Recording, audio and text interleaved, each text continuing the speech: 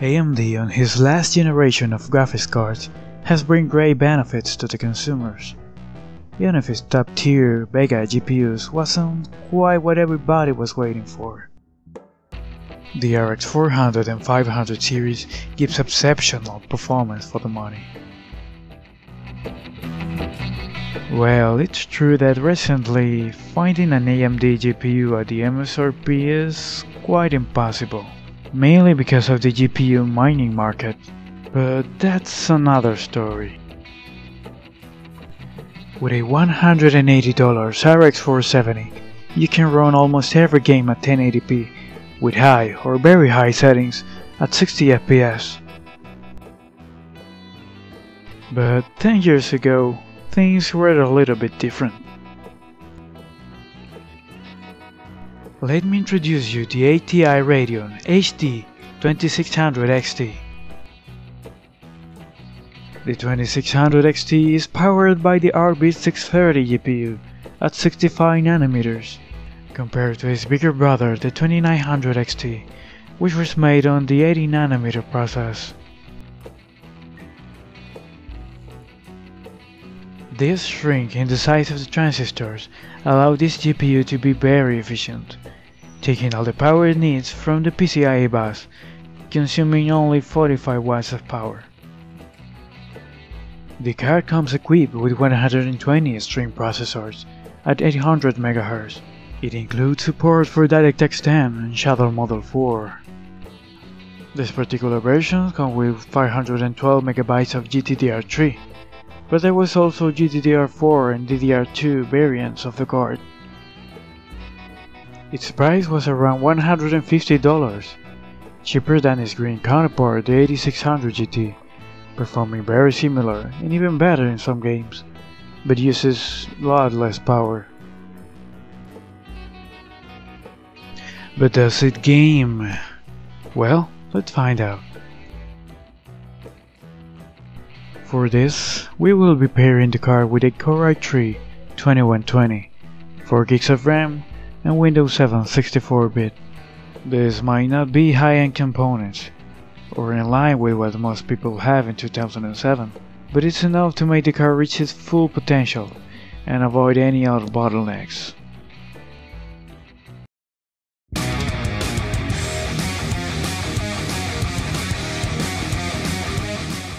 So let's start with 2007's Call of Duty 4. With high settings and 720p resolution, the game is very enjoyable, around 50 FPS most of the time, and never deep below the 30s.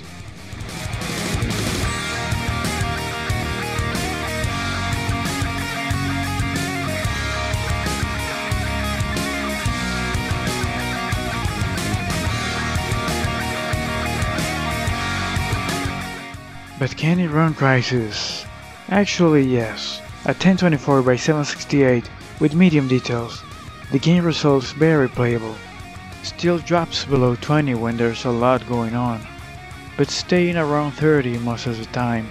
It's not the perfect Crysis experience, but let's face it, nobody could have the perfect Crysis experience back in 2007.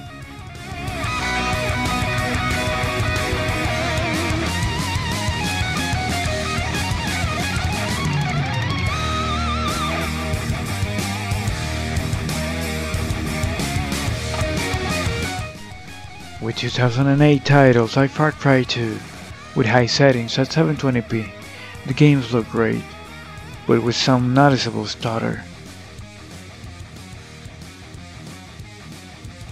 So we put the settings at medium with DirectX 9, and now it's completely playable.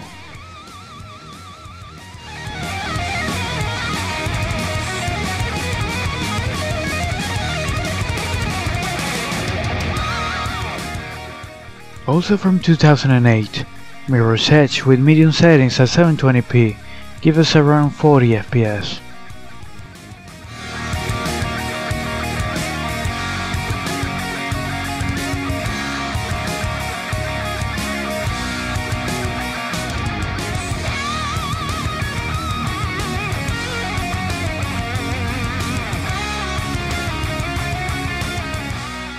Resident Evil 5 from 2009 at medium settings in 720p, so pretty much console quality. We're getting an average of 40 FPS.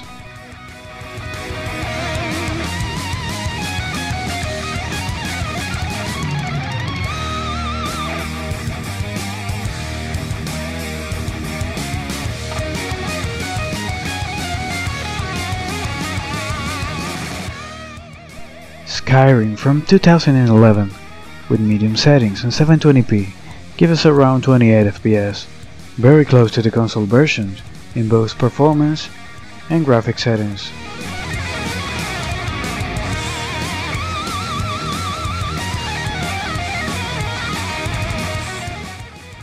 And last, Grand Theft Auto 5 at 800 by 600 with the graphic settings turned all the way down. The frame rate is always below the 30s and with a lot of stuttering, so the game is pretty much unplayable. To this point, the 2600 XT can't keep up with the consoles.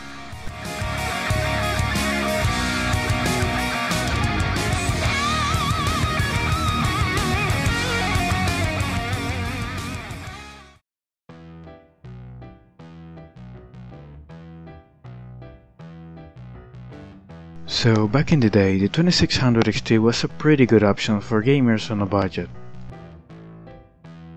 The low price, the good performance, and the efficiency of the card, to me doesn't seem like what AMD is offering right now with the RX 500 series. It's more like what Nvidia is doing with the 1050 and 1050 Ti. A way to upgrade a PC spending as little as possible, but still performing very well.